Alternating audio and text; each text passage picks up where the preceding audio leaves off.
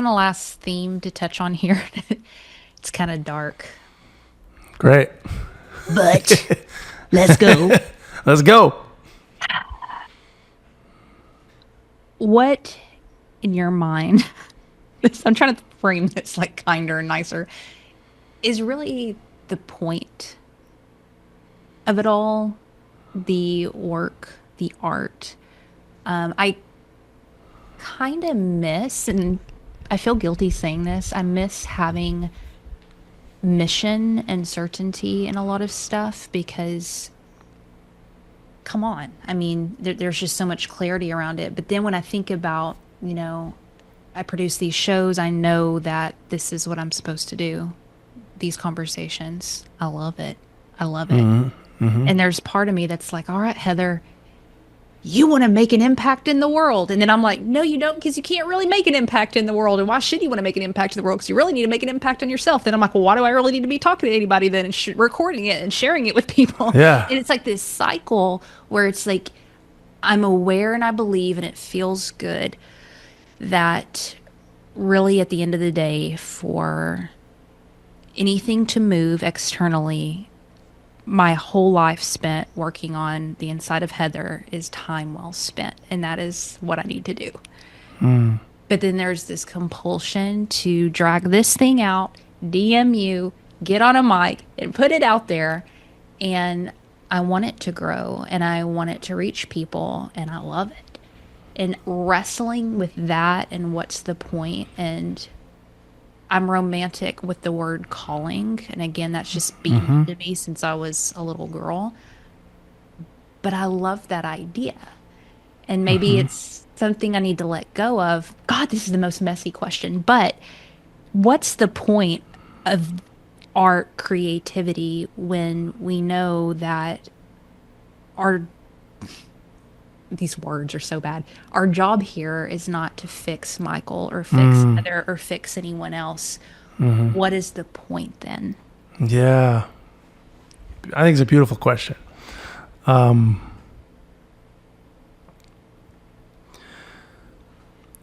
I think it can be so scary from an egoic perspective, or from a, I don't even say egoic in a way that's trying to like make it sound like a bad perspective or something, No, but just I got you. from a perspective of I'm separate from the Right. whole flow of all of this. Right. That from that perspective, like letting go of a means to an end thinking feels dangerous, because the ego puts all sorts of red flags up. Like, well, then you're gonna what? You're just gonna sit around and just be meaningless, like do whatever, just be a hedonist and not care for anybody, and so there's this like fear of, you start feeling nihilistic if you say like, well, what's the point? And we kind of associate that a lot of times with despondency, with apathy. Right. Right.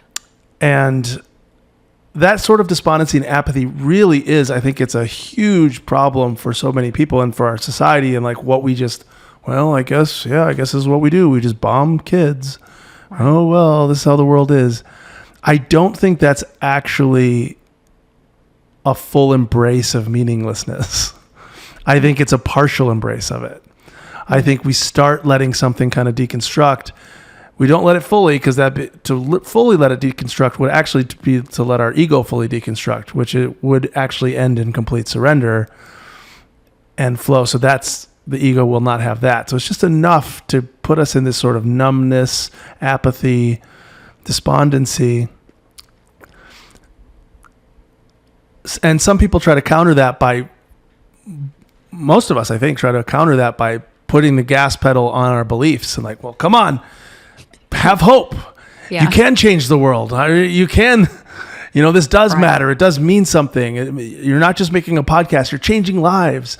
Yeah. You're helping people. And like, nothing wrong with that, but it does kind of like run out of gas if you really pay attention to what you're doing, because if you're always doing something as a means to an end, I think you can feel it directly, like the shallowness of that, and the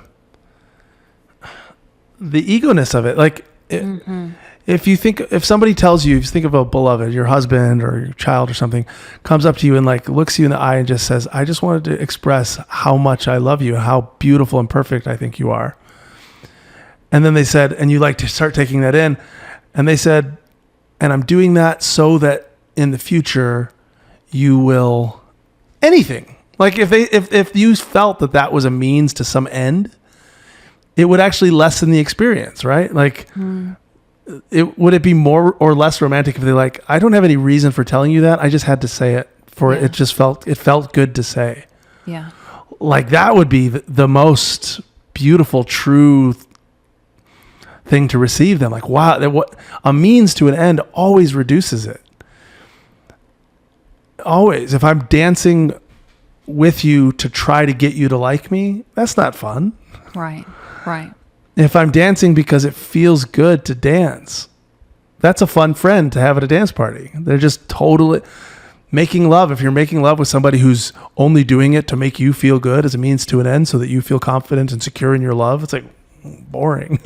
Right. You want them to be in it and experiencing it for itself. For itself is the highest possible anything. When something is actually just done for nothing else but for itself, to dance just because, no reason, to sing just because, to love just because, to make a podcast just because, to serve somebody, to give somebody a glass of cold water and they're thirsty, not to heal the world, just because, why not? It feels good. It feels good to give somebody a glass of cold water that wants water. You look at their face and the cold water makes them satisfied and you feel satisfied.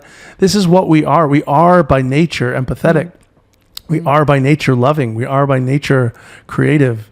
You don't have to add it. You don't need to use meaning as like a carrot to get you to be loving and creative and empathetic. Yeah. It's what you are already. So when you just let it be, you don't have to hold on to any step two to actually fully enjoy and fully engage with what you're doing. If you just make a podcast and talk to people because you like it.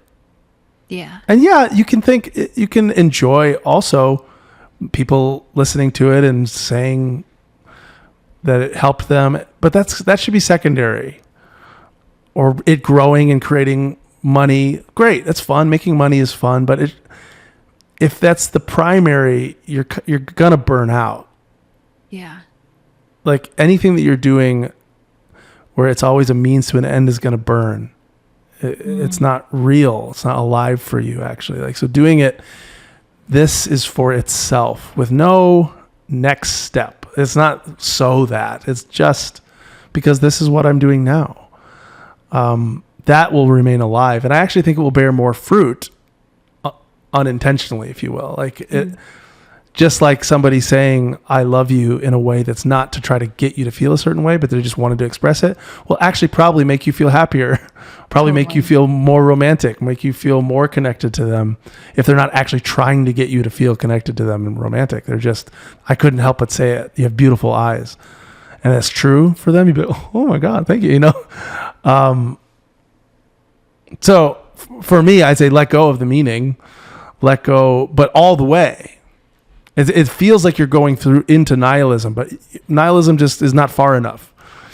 Do you have to go through that though? Like, do you have to go through the kind of like apathetic, I'm a little depressed, to go through that to get to full surrender? Maybe. I think that's what the dark night of the soul is, maybe. I don't want it. I don't want you to have to go through it. No, I think I'm already in it. Maybe not. I think I'm already in it. But you can take, if you're in it, a sign, because people start going into it and they try to back out. I think most people, but really to feel it, to feel like, what if nobody listens to this? Whatever the thing is.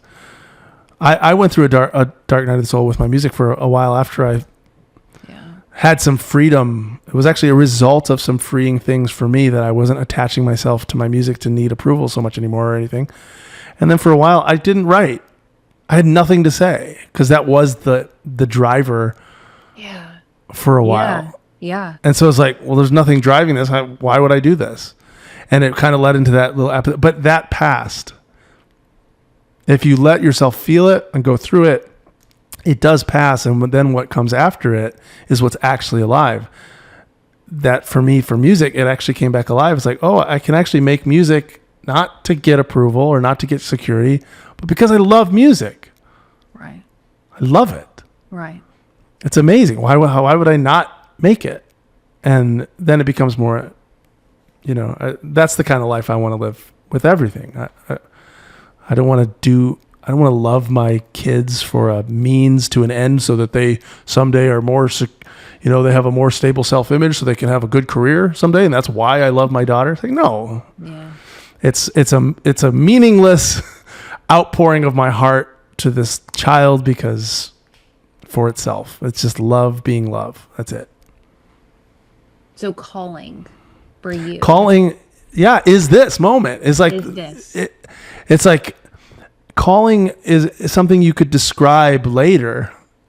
You can look in the rearview mirror and be like, the more that you're in present, the calling is not going to show up as an abstract identity. Like, okay, Heather needs to be podcaster. That's your calling. That's not your calling. Your calling is what's alive to you right now. If you follow that and you do it again in the next moment and you do it again in the next moment, you keep staying with what's alive in you, you can look at the rearview mirror and be like, wow, I made a bunch of podcasts and I wrote a book and I was friends to these people. Like, that's a story that you're telling about your calling. But the calling is more than, it's not a job description. It's not a LinkedIn profile. It's not it's your life. It's your livingness. It's active. And it might change from moment to moment. Neither of us could have known we'd have podcasts 20 years ago. Yeah. It didn't exist. Right. So you couldn't be like, I'm going to be a podcaster. That's my calling. It's like, you have no idea what this moment turns into for the next. You can't. And if you try to, you'll more likely to leave your calling, if you will, than to follow it. Your calling is not abstract. It's alive.